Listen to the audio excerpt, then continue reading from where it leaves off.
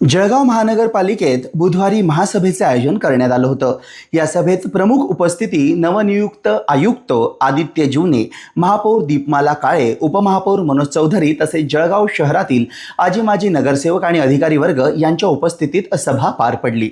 या महासभेत प्रामुख्याने महत्त्वाचे मुद्दे म्हणजे रस्ते, खुले भूखंड तसेच महानगरपालिकेने दिलेले कंप्लीशन सर्टिफिकेट आणि महानगरपालिकेतून गहाळ झालेल्या फाईलिंगबाबत चर्चा करण्यात आली।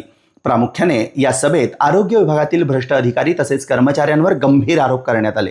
स्थायी समिती सभापती डॉक्टर चंद्रशेखर पाटील यांनी आरोग्य विभागात झालेल्या भ्रष्टाचाराची चौकशी करण्याची मागणी केली। आरोग्याचा विषय जो आहे तो मागच्या बॉडीतून होतो, आपल्या बॉडीतून होतो, हे विषय पारंपरिक झालेला विषय, परंतु मागे जे पाप झाले त्या पापात आतापर्यंत चौकशी झाली नाही। मागच्या 8 वर्षापासून आरोग्य विभागाचं कुठले ऑडिट झालं नाही।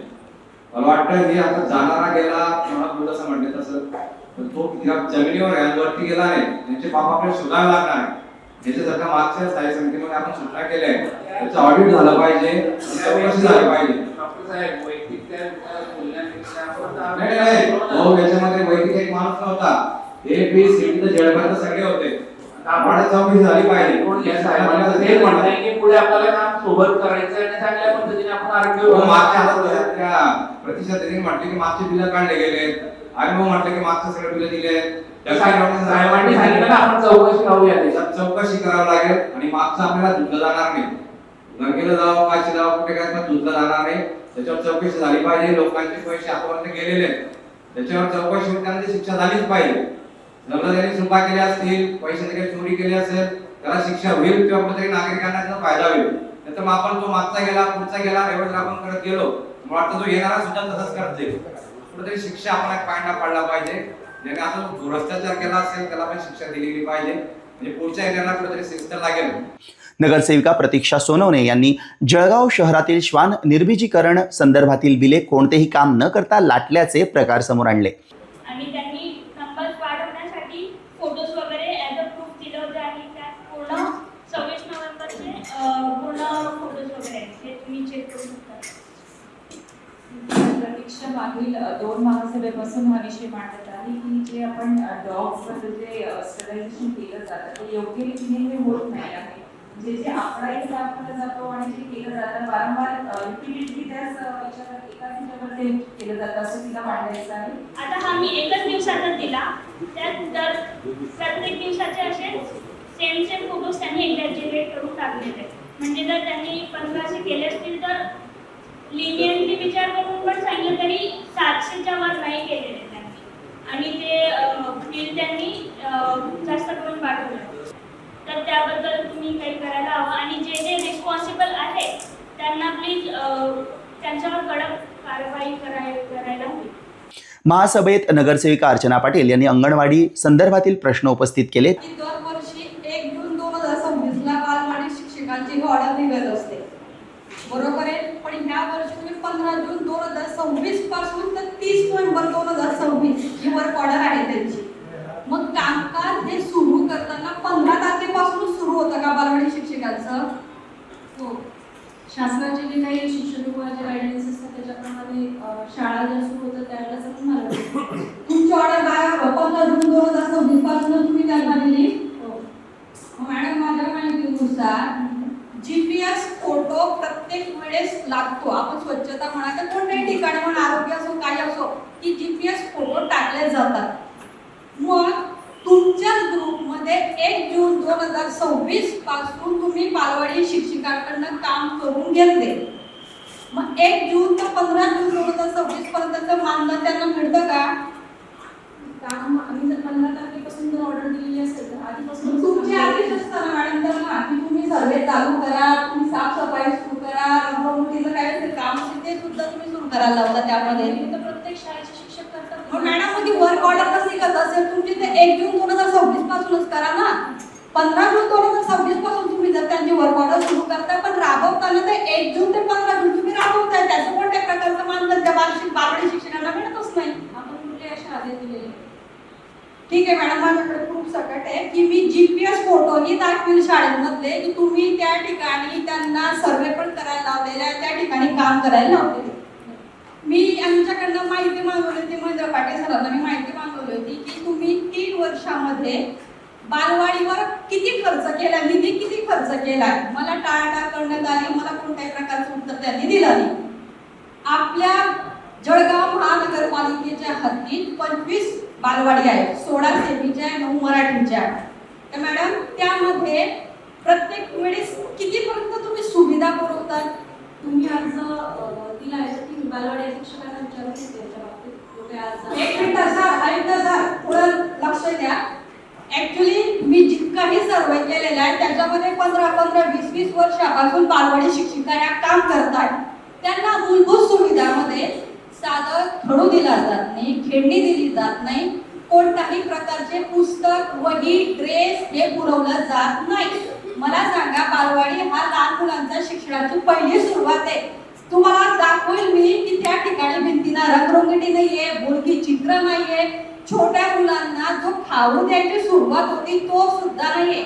आणि काही ठिकाणी मनपा हक्काची जी जागा आहे त्या ठिकाणी अडगडीच्या स्वरूपात त्या लहान मुलांना बसवलं जातं, दाटीवाटी नाही, मदतनीस नाहीये. एका ठिकाणी मी सर्वे केला, त्या ठिकाणी 82 मुलं तिच्या हाताखाली आहे. ती एकटी महिला सांभाळते, तिला कोणत्याही प्रकारची मदत दिलेली नाही. 15 वर्षापासून या सर्व्हिस करताय, योग्य ते प्रशिक्षण, योग्य ते बालवाडी चालवत आहे, खूप छान पद्धतीने करतात.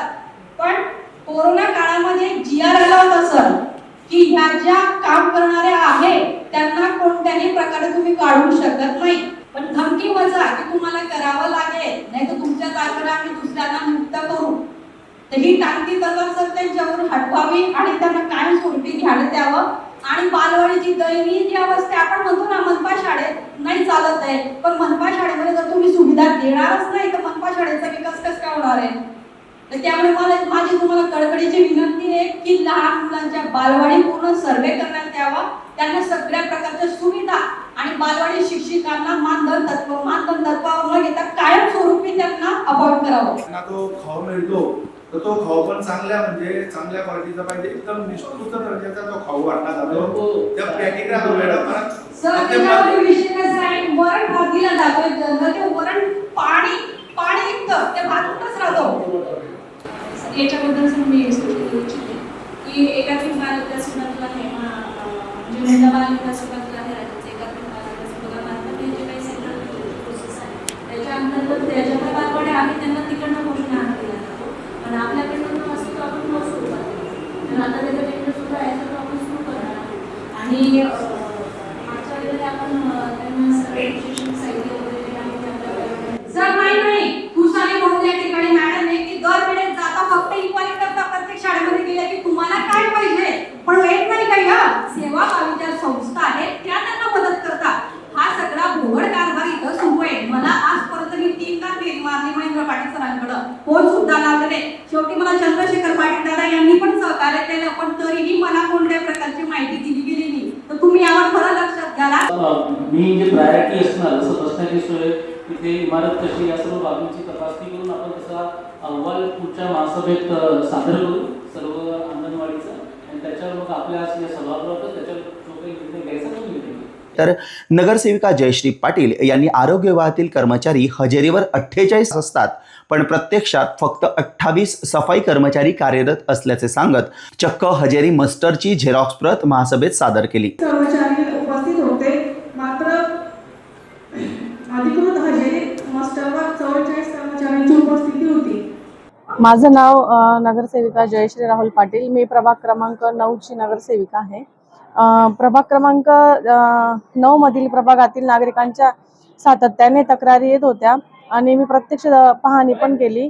तर मला असं आढळलं की हजेरी मस्टर 48 कर्मचाऱ्यांची हजेरी लावली गेली आणि प्रत्यक्षात फक्त 28 कर्मचारी उपस्थित होते. तर हा नेमका घोटाळा आरोग्य विभागाचा आहे. तर ही हजेरीची पडताळणी कोणी केली आणि याच्या मागे कोणत्या अधिकाऱ्याची जबाबदारी आहे, बिले मंजूर करण्यापूर्वी प्रत्यक्ष उपस्थितीची खात्री कोणी केली, हे जाणून घेण्यासाठी मी महासभेमध्ये हा प्रश्न उपस्थित केला होता आणि त्याचं मला आयुक्त सरांनी उत्तर दिलेलं आहे. बीजीच्या कॉन्ट्रॅक्टमध्ये त्यांना बायोमेट्रिक हजेरी किंवा काही सेल्फी, म्हणजे आपण त्याला जिओ फेन्सिंग टेक्नॉलॉजी म्हणतो, तो ज्या एरियात असतो त्या एरियात तो होता किंवा त्याच्या मोबाईलवरून आयडेंटिफिकेशन होत असतं.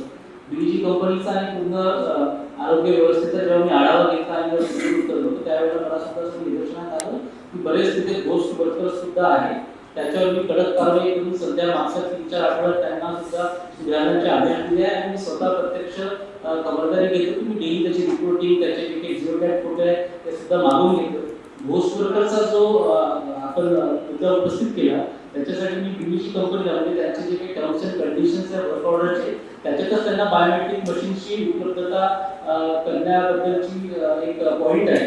परंतु ते सुरू होऊन सुद्धा आता मला वाटते 5-6 महिन्यापेक्षा जास्त त्यांच्या वर्क ऑर्डरला कालावधी झाला आहे. तरी पण त्यांनी ते बायोमेट्रिक न करता त्यांनी जिओफेन्सिंग जे त्यांची इंटरनल ॲप आहे त्याच्याद्वारे ते अटेंडन्स घेतात. म्हणजे हिरून फिरून आरोग्य विभागाचा भ्रष्टाचार आयुक्त आदित्य जीवने यांच्यासमोर आला.